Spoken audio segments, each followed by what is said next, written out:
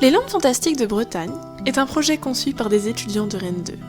Ce conte est inspiré de Mona, la fille de la Terre. Le conteur est interprété par Emma Batton.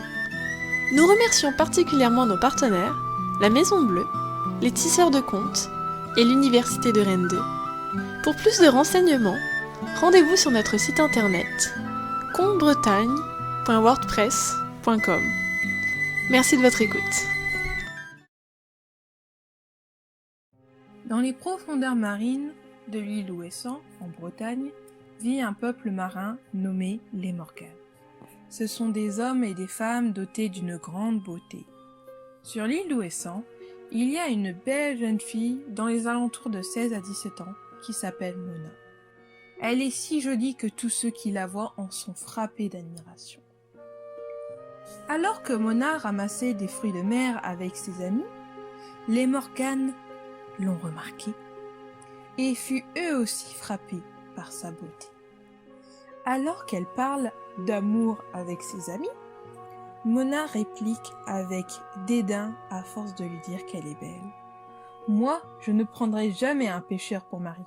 Je suis aussi jolie qu'une Morgane, et je me marierai qu'avec un prince ou pour le moins un fils d'un grand seigneur, riche et puissant, ou encore avec un Morgane. » Un vieux Morgane, qui l'entendit, depuis sa cachette, se jette sur elle et l'emporte dans le fond de la mer.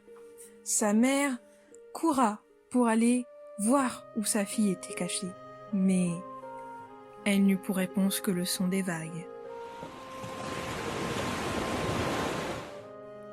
Le ravisseur de Mona n'est d'autre que le roi des Morganes, et il avait comme projet qu'elle soit la plus belle fille et aussi la plus belle femme qu'il puisse posséder.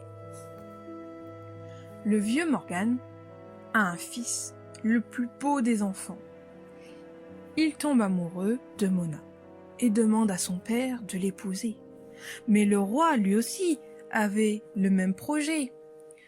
Donc, il décida de répondre non à son fils et qu'il ne consentirait jamais à lui laisser prendre pour femme une fille des hommes de la terre.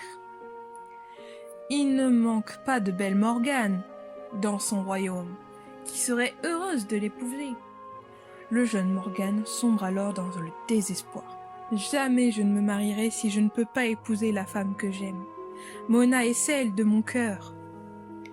Le vieux Morgane, le voyant dépérir, le force à se marier avec une Morgane, fille d'un grand de sa cour. Les jours de noces sont fixés et beaucoup de monde sont invités. Les fiancés se mirent en route pour l'église, suivis d'un magnifique cortège. La pauvre Mona receva l'ordre du roi de rester à la maison pour préparer le repas de noces. Mais on lui donne pas ce qu'il fallait, rien que des pots et des marmites vides. Si tout n'est pas prêt quand les noces reviennent de l'église, elle serait mise à mort aussitôt. Le fiancé lui-même n'est ni moins embarrassé, ni moins désolé que la pauvre Mona. Quand le cortège est en marche vers l'église, il s'écrie soudain « J'ai oublié l'anneau de ma fiancée. » « Dites où il est et je le ferai prendre, dit son père. Non, non, j'y vais moi-même, car nul autre que moi pourra le trouver. J'y cours et je reviens. Il part seul. Il se rend à la cuisine, où Mona pleure et désespère sur son sort. Consolez-vous, votre repas est prêt et cuit à point. Ayez seulement confiance en moi. Il s'approche du foyer et dit « Feu au foyer !» Et le feu s'allume.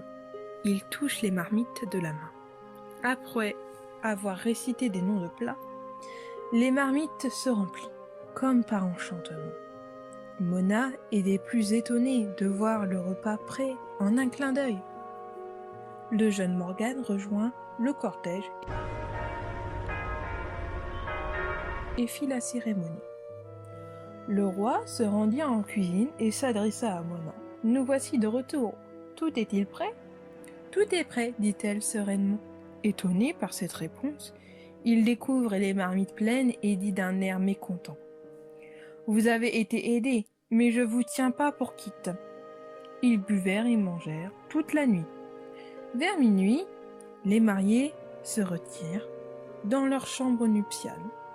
Le roi dit à Mona de les accompagner et d'y rester avec un cierge allumé.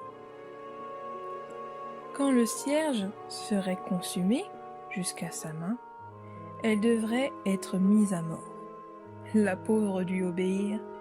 Le roi est dans une chambre contiguë et demande de temps en temps: « Le cierge est-il consumé jusqu'à votre main ?»« Pas encore, dit-elle. » Il récita plusieurs fois la question. Lorsque le cierge fut presque consumé, le jeune marié demande à son épouse: « Prenez le cierge pour que Mona nous allume un feu. » La jeune épouse, qui ignore tout, prit le cierge. Au même moment, le roi pose la question: « Le cierge est-il consumé jusqu'à votre main ?» « Répondez oui, dit son mari. « Oui, dit-elle. » Aussitôt, le roi surgit et lui abatta la tête d'un coup de sabre, sans regarder qui tenait le cierge. Puis il partit. Le soleil se leva et le nouveau marié se renda auprès de son père. « Je viens de vous demander la permission de me marier. »« La permission de te marier ? N'es-tu donc pas marié hier ?»« Oui, mais ma femme est morte, mon père. »« Ta femme est morte ? Tu l'as donc tuée, malheureux ?»« Non, mon père, c'est vous-même qui l'avez tuée. » Pris de sueur froide, le roi courut dans la chambre et vit que son fils disait la vérité. Sa colère est devenue grande, mais il s'apaise. Quelques jours plus tard, le roi accepte le mariage de Mona et son fils. Pendant un moment, ils vivent agréablement, puis Mona fit comprendre son intention de revoir ses parents. Il la laisse partir à contre-cœur, de peur qu'elle l'oublie. Il élève un magnifique pont de cristal et l'accompagne. Reviens au coucher du soleil, mais ne te laisse pas embrasser ou prendre la main par aucun homme. Je t'attendrai. Mona promit, puis elle arrive au moment du dîner. Bonjour père et mère, bonjour frères et sœurs. Personne n'y croyait et ne la reconnaissait, si belle et parée. Elle touche les objets de sa maison et elle dit d'où il venait et ses parents la reconnaissant. Et ils l'enlacèrent, l'embrassèrent. Elle perdit alors tous ses souvenirs de ses aventures marines et reste chez ses parents. Souvent, Mona semblait entendre des mugissements et des plaintes la nuit à travers le vent et le bruit des vagues. Mais une nuit, elle entendit des paroles. « Oh Mona, avez-vous donc oublié votre époux qui vous aime tant ? Mona, ayez pitié de moi et revenez vite. » Alors elle se rappelle de tout.